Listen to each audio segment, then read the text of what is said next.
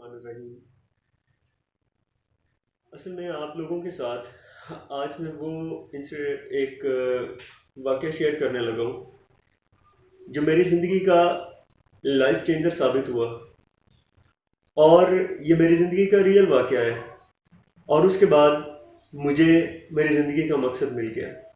आप लिहाजा कीजिएगा, आपको इस वीडियो के बाद ज़िंदगी का एक मकसद मिल जाएगा।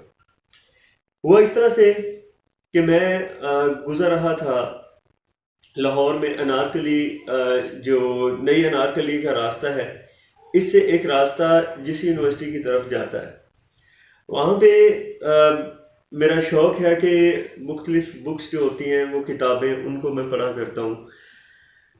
तो एक बुज़ुर्ग शक्ल से काफ़ी डिसेंट लगते थे।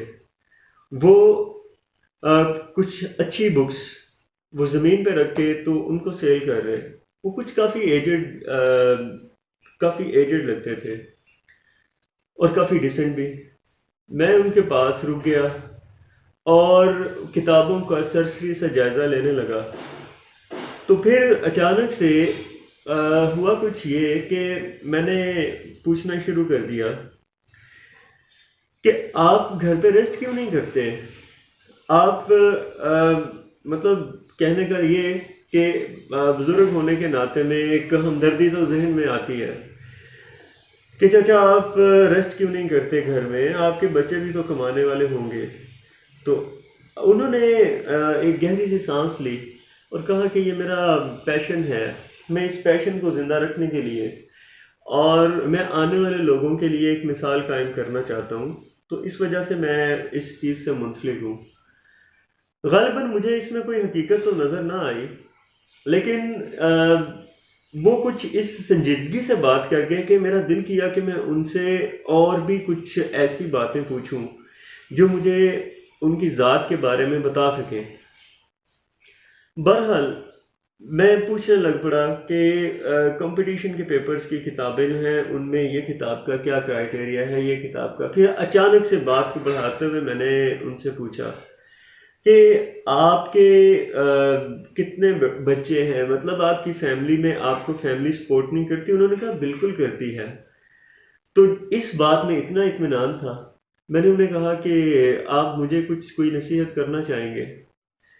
उन्होंने बड़े कमाल के लफ्ज़ बोले कि बेटा याद रखना, जिसको एक बार एक कामयाब इंसान की खासियत है कि उसको पूरी जिंदगी में, पूरी की पूरी जिंदगी में सिर्फ एक बार समझाया जाता है।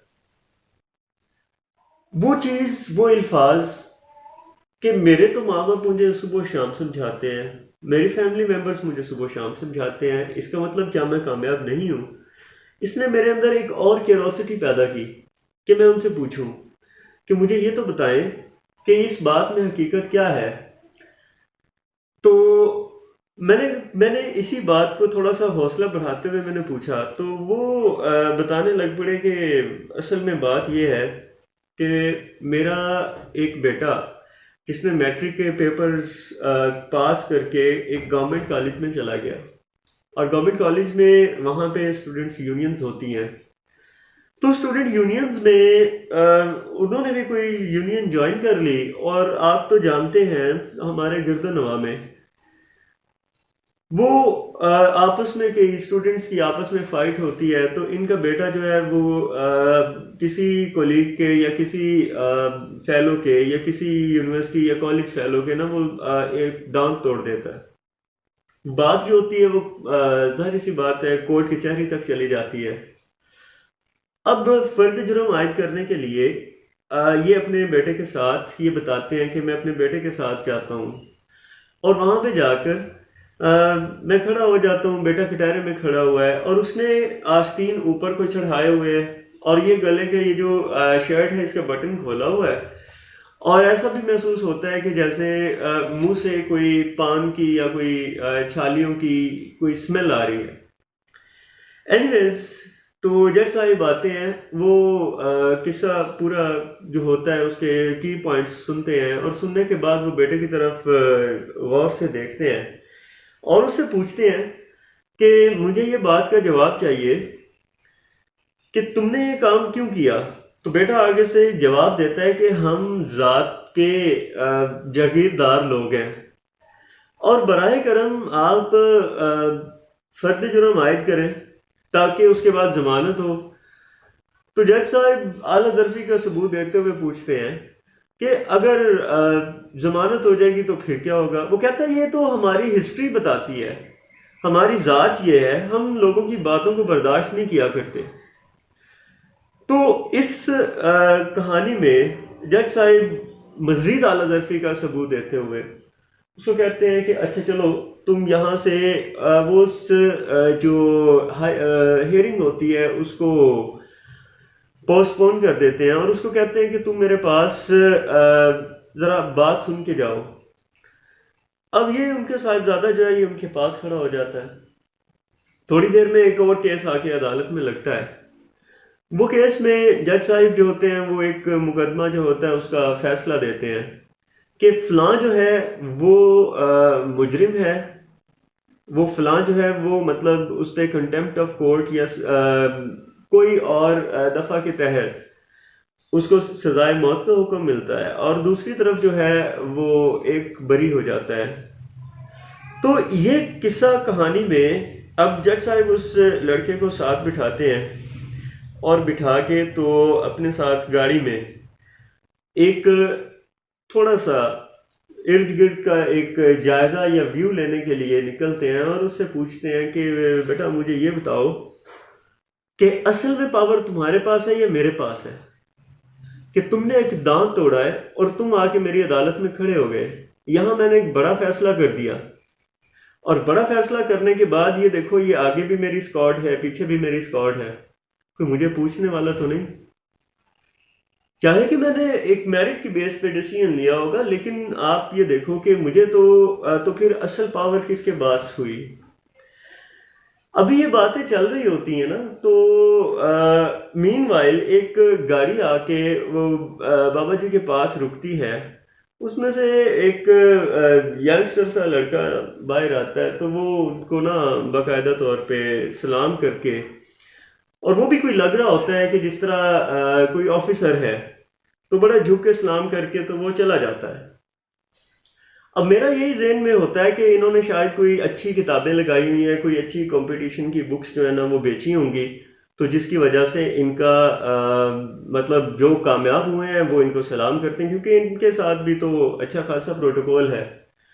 اب یہ مین وائل انہی ساری باتوں کے بعد میرے سننے والے ذرا اس چیز کو دیکھیں کہ وہ جو بابا جی کا جو اپنا بیٹا ہے وہ جج صاحب سے کہتا ہے کہ آپ سے ریکویسٹ میں یہی کروں گا کہ آپ اس قصہ کہانی کو کلوز کر دیں، جس کے ساتھ میں نے کوئی زیادتی کی ہے میں اس سے خود معافی بھی مانگتا ہوں، اور جو قانونی تقاضوں کے مطابق جو دفعات ہیں ان کو ریزالو کرتے ہوئے میں کوئی دیت دے سکتا ہوں، اور میں کوئی اس کی کمپنسیشن کر سکتا ہوں، اور میں اس چیز کا پرومس کرتا ہوں کہ میں نیکسٹ یہ نہیں کروں گا، اور میں آپ کو جو ہے وہ اس چیز کا کوئی ایک اچھا سرپرائز دوں گا، میں آپ کو ایک وعدہ دیتا ہوں کہ میں آپ کی اسی سیٹ پہ میں بیٹھوں گا۔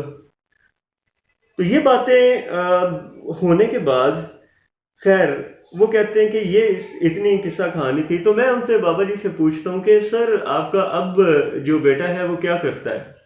تو وہ آگے سے ہنس کے جواب دیتے ہیں کہ تم نے نہیں دیکھا، یہ جو ابھی آ کے ملا تھا یہ وہ میرا بیٹا تھا، یہ جو ابھی آ کے ملا ہے اب یہ جج ہے، اور اس نے کمپٹیشن کا پیپر پاس کیا، اور پیپر پاس کرنے کے بعد ہی از ناؤ سکسیسفل، اور اس نے اپنے ورڈز پورے کیے۔ تو بیٹا میں نے یہی بات تمہیں سمجھائی تھی کہ اس دنیا میں جب کامیاب انسان ہے اس کی فطرت ہے کہ اس کو ایک بار سمجھایا جاتا ہے، اس کو بار بار نہیں سمجھایا جاتا، روز صبح شام نہیں سمجھایا جاتا، وہ ایک ہی بات کو پلے باندھ کے پھر اس پہ کامیاب ہو کے دکھاتا ہے۔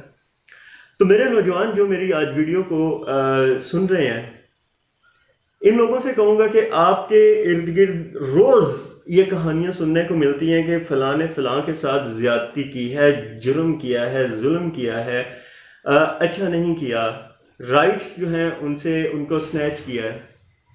تو اگر یہ ساری باتیں ٹھیک ہیں تو آپ بھی اسی طرح کے ایک لائف چینجر بنیں، اور پلیز میرے چینل کو سبسکرائب کیجیے گا اور ہلکا سا بیل کا بٹن بھی پش کیجیے گا. آئی ہوپ دیٹ کہ آپ کا یہ فیصلہ ضرور ایک درست فیصلہ ثابت ہوگا. Thank you so much.